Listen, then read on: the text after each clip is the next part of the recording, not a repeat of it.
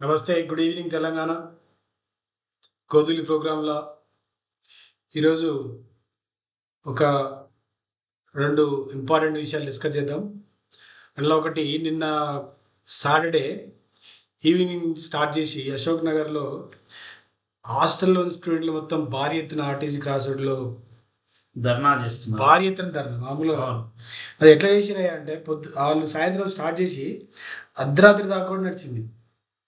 కానీ దాన్ని దాన్ని దాని మీద మాట్లాడినోడు కానీ, అసలు ఏం జరుగుతుందో తెలుసుకున్న నాయకుడు, మంత్రి ఒక్కడు కూడా లేడు. జనరల్‌గా ఇది ఎందుకు జరిగింది ఇట్లా అంటే, గత 6 మాసాల నుండి కాంగ్రెస్ పార్టీ ప్రతిపక్షంలో ఉన్నప్పుడు వీళ్ళు చేసిన డ్రామా, నువ్వు నేర్పిన విద్య నిరజాక్ష అన్నట్టుగా ఇప్పుడు రేవంత్ రెడ్డి, రాహుల్ గాంధీని కూడా అశోక్ నగర్ సందులో తిప్పి సెంట్రల్ లైబ్రరీ తీసుకుపోయి వీళ్ళందరినీ జమ చేసి వీళ్ళందరూ ఫీడింగ్ చేసి నువ్వు చేసిన నిర్వాహకమే ఈ రోజు నీకు అంటే ఆయన మాటల్లో కూడా నేను బయటపడ్డది.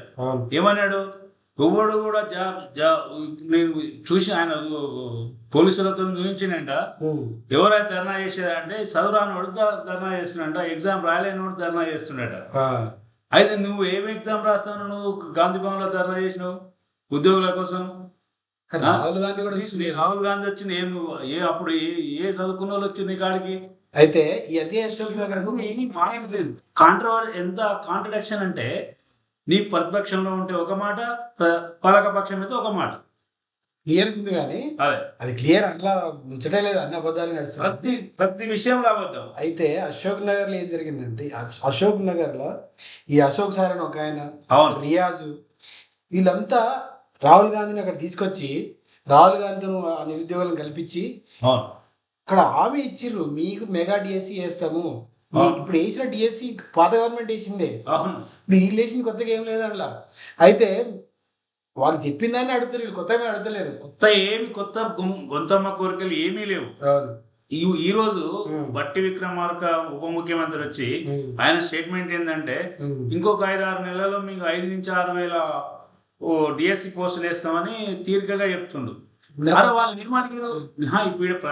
ప్రాబ్లం ఏంటంటే, 18వ తారీఖు డిఎస్సి ఎగ్జామ్ ఉంది, 19వ తారీఖు 19 లేదా 20 తారీఖు గ్రూప్ 1 ఉంది. అదే వీటి మధ్యలో గ్యాప్ లేదు, కొంచెం గ్యాప్ ఏమని అడిగిండు. నీకు ఉద్యోగాలు వేయించు సెకండ్ కాదు, నువ్వు ఇది అసలు వినకుండా, అసలు సమస్యను వినకుండా నువ్వు ఎవరినైతే ప్రోక్రియేట్ చేసి గవర్నమెంట్ తెచ్చుకోగలిగినవో వాళ్ళ మాట వినకుండా ఇవాళ లంగలు దొంగలు తలకు మాసినోడు చదువురానోడు ఈ మాటలన్నీ వస్తున్నాయి. నేనేమంటున్నా అంటే, నిరుద్యోగులు గత 15 రోజుల నుంచి భారీగా ధర్నా చేశారు. దిల్షునగర్లో కూడా చేసారు. ఈ రోజు మధ్యాహ్నం దిల్షునగర్లో కూడా చేసారు, రాత్రి కూడా దిల్షునగర్లో కూడా జరిగింది. ఎక్కడెక్కడైతే కోచింగ్ సెంటర్లు ఉన్నాయో అక్కడెక్కడ జమ చేస్తున్నారు. అయితే ఈ రోజు పొద్దున ఓయి హాస్టల్లోకి పోయి గుంజుకొచ్చి మీరు అసలు చేస్తారంట. ఉస్మాన్ యూనివర్సిటీలో ఉమ్మడి ఆంధ్రప్రదేశ్ లో జరిగిన దానికంటే ఎక్కువ చేస్తున్నాడు. అయితే ఒక పక్కనేమో అరెస్టులు చేస్తారు, ధర్నాలు చేస్తారు, కానీ నీకేం తెలియదు అంటావు. నాకేం తెలియదు, వాళ్ళకి ఏమైనా ప్రాబ్లం ఉంటే మంత్రితో మాట్లాడి, ఏ మంత్రితో మాట్లాడాలి? ఆ శాఖ నీ దగ్గరనే ఉంది, హోంశాఖ నీ దగ్గరనే ఉంది, ఎవరితో మాట్లాడాలి అంటే ఏదో డైలాగ్ కొడదాం అనుకుంటాడు, తల తోకలేంది దొరికిపోతాడు, ఏదో బ్రహ్మానందం దొంగతనం చేసి దొరికినట్టు దొరికిపోతున్నాడు. అయితే అంటే ఒక ముఖ్యమంత్రి స్థాయిలో ఉన్నటువంటి వ్యక్తికి ఎంత రెక్లెస్ గా, ఎంత పట్టరానితనము, ఎంత బాధితారాయితము, ఎంత అసలు ఇట్లా మాట్లాడుతున్నారు. నిరంకుశం నియంతృత్వం నియంతృత్వం కూడా అనడానికి లేదు, మూర్ఖులో చేసే కిమ్మని పెట్టింది. నేను సొంతంగా పెట్టింది కాదు, ఇది ట్విట్టర్ లో పెట్టిండు. తెలంగాణ కిమ్ అని పెట్టిండు అంట. కిమ్ అలియాస్ రేవంత్ రెడ్డి వాడు కూడా మూర్ఖుడు, వాడు కూడా ఏం తెలియదు. కాకపోతే వాడు ఎదురు వచ్చినప్పుడు కాల్ చేస్తాడు, చంపేశాడు. ఇక్కడ నువ్వు కూడా తొక్కేస్తున్నావు అంతే. పైగా మళ్ళీ ఏం తెలియనట్టు సొక్క మాటలు మాట్లాడుతున్నావు. నువ్వు స్టేజ్ మీదకి వచ్చినప్పుడు అసలు శుద్ధ పూస మాటలు ఎట్లా ఉన్నాయంటే, మొత్తం చెప్పిన లంగ మాటలు మొత్తం ఈయన స్టేట్మెంట్లే అన్నిటికీ ఎవిడెన్స్ ఉంది. కానీ ఈ మళ్ళీ స్టేజ్ మీదకి వచ్చి ఏం మాట్లాడుతాడంటే, ఇక ఈయనంత శుద్ధపూస ఈ దేశంలో ఎవరు లేడు అన్న చందంగా మాట్లాడుతున్నారు. ఎంత బాధ్యతారహితంగా, అసలు ఆ మాట అనడానికి కూడా వస్తలేదు. ఆయనకు సిగ్గు లేకపోయినా మనకుంది కాబట్టి మనం మాట్లాడలేము. ఆయన ఏమైనా మాట్లాడతాడు. అందుకే తెలంగాణలో కిమ్ వచ్చిండు. అవును, ఆ కిమ్ముకున్న మూర్ఖత్వం 100% ఉన్నది, తెలివి లేదు. అవును, మరి ఇంత పెద్ద ఇది నేషనల్ న్యూస్ అయింది. అవును. మరి ఆ రాహుల్ గాంధీ గారు షో ఉండాలి కదా, వాళ్ళని రెస్పాండ్. ఇప్పుడు మనము చెప్పుకోవాల్సినటువంటి అంశం ఏంటంటే, ప్రజలకు తెలియాల్సిన అంశం ఏంటంటే, నేషనల్ మీడియా కవర్ చేస్తుంది ఎంతో అంత. ఈ స్టేట్ లో మెయిన్ కోర్ మీడియా ఏదైతే ఉందో వాడు ఎవ్వడు కూడా ఎంత దాష్టికం అంటే ఇది నిజంగా మీడియా ఏం చేస్తుర్రో వాళ్ళ లక్ష్యం ఏందో వాళ్ళ పద్ధతి ఏందో అర్థమైతే లేదు. చాలా దారుణం. ఇంత దారుణంగా అంటే ఇన్ని రోజుల నుంచి ఇంత భారీ ఎత్తున చేస్తున్నా కూడా చేయకుండా, కవరింగ్ చేయకుండా అసలు పట్టమే కదా ఇది. ఈ విషయంలో ఈ నిరుద్యోగుల విషయంలో ఇదైతే, ఎమ్మెల్యేల విషయంలో ఏం స్టేట్మెంట్లు ఈ 4-5 ఛానల్ మెయిన్ ఛానల్ ఏం స్టేట్మెంట్ ఇస్తున్నాయంటే సంఖ్య చెప్తారు. బీఆర్ఎస్ నుంచి కాంగ్రెస్ పోయిన సంఖ్య ఎంత 7, 8, 9, 10. చైతన్య నారాయణ రిజల్ట్ వచ్చినప్పుడు ఎట్లా చెప్తారో ఆ విధంగా చెప్తారు. అరే ఎందుకు జరుగుతుంది అని కనీస విశ్లేషణ లేదు. అది జరగనే కానీ అట్లా అది చెప్పారు. ఇది కూడా చెప్పచ్చు కదా, ఇది కూడా అదే స్థాయిలో కవర్ చేసి కదా చేస్తారు. నిమిషానికి ఒకసారి స్కోరింగ్ వేయడము 9. గమ్మత్ ఏంటంటే నిన్న చేసిన నిరుద్యోగుల ధర్నాలు అశోక్ నగర్ లో ఏబిఎన్ కూడా వ్యతిరేకంగా వాళ్ళు ప్లే కార్డ్ పట్టుకున్నారు. ఎవరైతే దొంగ ఛానల్ ఉన్నాయో, ఎవరైతే తొత్తులయ్యారు వాళ్ళందరినీ నిర్వహిస్తారు. మెయిన్ స్ట్రీమ్ మీడియా మొత్తం తొత్తులే కదా, ఉమ్మడి కూడా కవర్ చేస్తలేడు. ఎంత దారుణమైన పరిస్థితి అంటే రాష్ట్రంలో ఇక కిమ్ అనడానికి మనకి పెద్దగా సంకోచించాల్సిన అవసరం లేదు. అది కిమ్ వాస్తవం అది. అవును. అయితే ఎమ్మెల్యేల విషయంలో చూసుకుంటే ఈ ఎమ్మెల్యేలు అంటే ఇవాళ బండి సంజయ్ ఏమంటారంటే, ఈ ఎమ్మెల్యేలు అందరూ మా దగ్గరకు వస్తా అన్నారు బీజేపీలకు, మేము వాళ్ళు తీసుకోవడానికి ఓకే చేసినాం కానీ ఒక కండిషన్ పెట్టిరండి. ఏంటంటే మా దగ్గరకు వస్తే మీరు రాజీనామా చేయాలి. అయితే నేనేమంటా అంటే రాజీనామా చేసి గెలవాలని చెప్తే వీళ్ళు కాంగ్రెస్ లో వస్తున్నారు. అది కరెక్టే. నువ్వు అన్ని రాష్ట్రాలు నీ వెస్ట్ బెంగాల్లో నీ ఎమ్మెల్యేలు పోతే నీ కేంద్ర నాయకత్వం ఏం చేసింది, ఎట్లా వాళ్ళను ఆ ప్రభుత్వాలను ఎట్లా సతాయించి దాన్ని రాజీనామా చేయించారు, పట్టుబట్టి రాజీనామా చేయించారు కదా. ఇది కూడా భారతదేశంలో రాష్ట్రమే కదా. ఈడ 8 ఎంపీలు గెలిచారు కదా మీరు. అయితే ఈయన స్టేట్మెంట్ చేయడానికి కారణం ఏంది, నేనేమంటా అంటే ఈ మధ్య కాలంలో వార్తలు లేడు. ఈయన ఈయన సెంట్రల్ మినిస్టర్ అయినా కూడా ఒకటి చూపిస్తలేడు. ఏదో ఒకటి కొరలాలి కదా. కొరడానికి ఇంకా ఇది ఒకటి వేసిన ముందల ఇంకొక స్టేట్మెంట్ ఏం తెలుసా ఆయన, బీఆర్ఎస్ పార్టీ మొత్తం ఒక హరీష్ రావు మంచివాడ.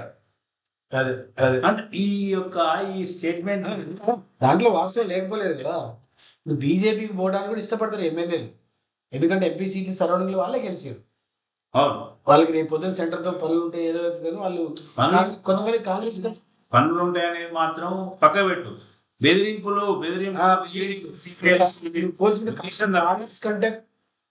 కాంగ్రెస్ కంటే బీజేపీ బెటర్ అని నమ్మేటోళ్ళు కొంతమంది ఉంటారు. వాళ్ళు పోవాలనుకోవడం తప్పలేదు, కానీ ఈ రాజీనామా చేయడం అనేది వాళ్ళకి అడ్డం అనుకుంటుంది. లేకుంటే బీజేపీ కొంతమంది పోవాలి వాస్తవంగా. అయితే ఇంకొక ఊహాగానం కూడా ఉంది, అది నిజమో కాదు తెలియదు మనకు. ఒక ఊహాగానం ఏంటంటే వైఆర్ రేవంత్ రెడ్డి ద్వారా పోయే అవకాశం కూడా ఉంది. దాన్ని మనం కాదనలేనటువంటి విషయం. ఇప్పుడు ఎక్కడైతే 26 మంది బీఆర్ఎస్ ఎమ్మెల్యేలు కాంగ్రెస్ లో జాయిన్ అవుతారో ఈ వారంలో కంప్లీట్ అవుతుందట. టార్గెట్ పెట్టుకున్నట ఈ రాష్ట్ర ప్రభుత్వం. ఇప్పటికి 15 సంఖ్య 15, ఇంకా 16 మంది అయితే సరిపోతుంది. 16 మందిలో 6 అడుగురట, ఇంకొక 10 మంది ఎవరెవరు సెలెక్ట్ చేస్తారో. మరి రాత్రిపూట స్కెచ్లు అవే కదా, ఇన్ని పరిపాలన మీద పట్టు లేదు. ఆ రాత్రిపూట అర్ధరాత్రి వాళ్ళు ధర్నా చేస్తున్నారు, అది పట్టించుకొని పోయి అర్ధరాత్రి కూర్చొని దొంగ లెక్కలు వేసి ఏ ఎమ్మెల్యేని తీసుకోవాలి, వాడిని ఎట్లా పేరిస్తూ వస్తాడు, అవలే లెక్కలు అవలే చేతలు చేస్తారు. కానీ ఇది నడుస్తున్నటువంటి జనాలు కూడా రాజీనామా చేసి గెలువురు రా భయ్, మీరు తప్పలేదు, మీరు పోతుపోయారు కానీ మళ్ళీ గెలువురు అంటే బాగుంటుంది అనుకుంటున్నాను. సరే, అది అవకాశం రాణిస్తలేరు కదా. ఇప్పుడు ఎల్పీ విలీనం చేసి దాన్ని కూడా జైనింగ్లు. ఎందుకంటే కోర్టు ఒకవేళ వీళ్ళని రాజీనామా చేయాలని సూచన స్పీకర్కి ఆర్డర్ ఇస్తే అప్పుడు ఎలక్షన్ వస్తుంది. ఎలక్షన్ లో ఈయన చెప్పిన లంగం ముచ్చట్లన్నీ బయటకు వస్తాయి కదా. కాబట్టి ఈ రాత్రిపూట ఆలోచన, ఈ రాత్రి జైనింగ్లు ఎందుకంటే ఎలక్షన్ రావద్దనేది మొదటిది. ఈ మెయిన్ ఏంటంటే కాంగ్రెస్ పార్టీలకు ఓల్డ్ కాంగ్రెస్, న్యూ కాంగ్రెస్ ఉంది ఇప్పుడు ఇంట్లో. ఆ వర్గమేమో కొంత నిరుత్సాహంతో ఉంటుంది, నైరాశ్యంలో ఉన్నారు వాళ్ళు. ఈ న్యూ కాంగ్రెస్ ఏమో చాలా ఉత్తేజితంగా పనిచేస్తారు. వాళ్ళ వర్గం తయారు చేసుకుంటారు బేసిక్. ఇది రేపు కొత్త కాంగ్రెస్ తయారు నచ్చుకోలేదు. మన విశ్వగురు కోపం వస్తే ఈయన కూడా టువర్డ్స్ కొత్త కాంగ్రెస్ తయారైతుంది. కాంగ్రెస్ బీజేపీ తయారైతుంది అదే విశ్వగురు కోపం వస్తే. అవును. ఇది జరిగేటటువంటి ఇది ఇంకో ఈ విషయం. రాష్ట్రంలో జరిగేటటువంటి పరిస్థితులు ఇవి, రాజకీయ ఇంకో పరిస్థితులు. విషయం ఏంటంటే ఈ రికవరీ పెట్టిరు కదా, అవును, ఏది రైతు బంధు, రైతు బంధు. ఆసరా పెన్షన్ రికవరీ పెట్టిరు కదా, అవును. మొత్తము ఊర్లలో తిరుగుబాటు అవుతున్నట్టుంది.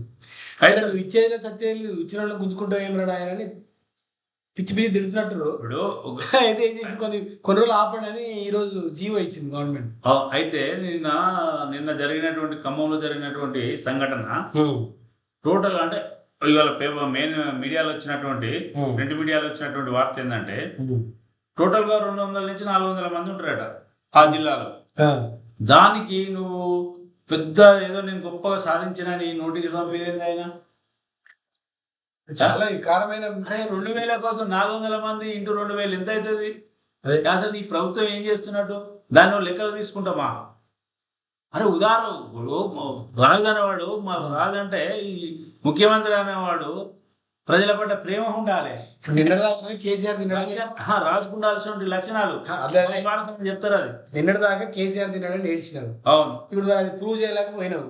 ఇప్పుడు ఏం చేసినా జనం తినరని ఏడుస్తున్నావు. అంతే కదా, జనం తినరని జనమే పడుతున్నాయి. ఇప్పుడు నోటీస్ కూడా ఇచ్చింది కదా. తెలియజేయడానికి ఇది ఒక పెద్ద నిదర్శనం. నీకు ఎవడు సలహా ఇస్తుండో మరి నీ బుర్రలో వస్తుండో. ప్రజాపాలన అంటుండే కానీ ప్రజాపాలన కాదు, వ్యతిరేక పాలన, దోపిడీ పాలన ఇది. దోపిడీ పాలన, నిరంకుశ పాలన ఇది. పనికి మాలిన పాలన. ప్రజాపాలన కాదు, పనికి మాలిన పాలన, అవసరం లేని పాలన. అదే మెయిన్ ముఖ్యంగా ఈ రాష్ట్రంలో జరిగిన రాజకీయ కార్యకలాపాలు, పరిపాలన మీద దృష్టి పెట్టకుండా ఓన్లీ రాజకీయ కార్యకలాపాలు. నేను ఎప్పుడు ఆయన లక్ష్యాలు 3 బహిరంగానే చెప్పిండు, ఇంట్లో మనం దాచిపెట్టేది ఏం లేదు. నేను ముఖ్యమంత్రి కావాలి అయ్యిండు, కేసీఆర్ ఓడగొట్టి అయినాము, ఇంకొకటి బీఆర్ఎస్ ఖాళీ చేయాలి. ఇది ఆయన లక్ష్యం. ఒక ముఖ్యమంత్రికి ఉండే లక్ష్యము ఈ మన తెలంగాణ రాష్ట్రంలో పర్ క్యాపిటల్ ఎట్లా పెంచాలి, పరిశ్రమలు ఎట్లా తేవాలి, ఉద్యోగాల కల్పన ఎట్లా చేయాలనేది లక్ష్యమై ఉండాలి ఒక ముఖ్యమంత్రి అంటే. కానీ అరే నేను వాని ఖాళీ చేస్తా, వీని ఖాళీ చేస్తా, ఏమన్నా అర్థం ఉన్నటువంటి మాటలు అవి. ఈ మాటల్లో అర్థం ఎత్తడం అనేది అది ఎట్లా అంటే మనం అంటారు కదా, కోడిగుడు మీద అర్థం లేని మాట. ఆయన మాట్లాడిన అర్థం లేని మాటలే కూడా దారుణం ఏంటంటే అబద్ధాలు. ఒక ముఖ్యమంత్రి అంటే ఇంత లో క్లాస్ వరస్ట్ ముఖ్యమంత్రి స్థాయిని దిగజార్చిందంటే ప్రపంచంలో కాదు, ఈ దేశం 28 రాష్ట్రాలలో యూనివర్సిటీలో కూడా ఈయనే ఉంటాడు. అది సెకండ్ ర్యాంక్. ఈ 28 రాష్ట్రాలలో అత్యంత అది ఈ ముఖ్యమంత్రి స్థాయి నీచ స్థాయికి పోవడం అంటే ఈ రాష్ట్రంలో ఉండదు. అత్యంత దాన్ని దిగదార్చిన పెద్ద మనిషి అంటే ఈయననే. సరే, ఈ రోజుకి ఇది విషయము. మిత్రులారా, నిరుద్యోగులు మాత్రం అందరూ తోడుండాలి. ఆయన అశోక్ సారు ఆయన వచ్చి మీడియాలో చెప్తున్నాడు, మేము అనవసరంగా వాడిని తీసుకొచ్చినాము, పనికి మాలుడు, ఉట్టి పనికి మాలుడు అంటున్నాడు. ఆ రియాజ్ వాడు మంచి గ్రంథాలయం చైర్మన్ ఇచ్చాడు. అట్టాసంగా ఆయన ప్రమాణ స్వీకారం చేసిండు. ఆయన one of the key members వీళ్ళు లేపడంలో అప్పట్లో. ఇప్పుడు మంచిగా ప్రమాణ స్వీకారం చేసిండు. నేను దిల్షనర్లే ఉండే ఆయనది, నేను పర్సనల్ గా చూసిన, ఆయన ఇన్స్టిట్యూట్ కూడా పోయినా.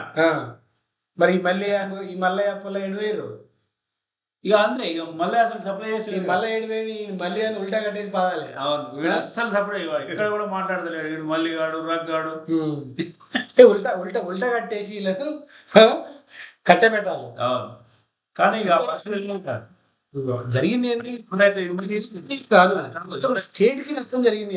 ఎవరైతే పోస్టులు పెడుతారో ఫేస్బుక్లలో, ట్విట్టర్లో, సోషల్ మీడియాలో పోస్టులు పెడితే వాళ్ళని అరెస్ట్ చేసి 30కి ఉపయోగిస్తారు పోలీసులు.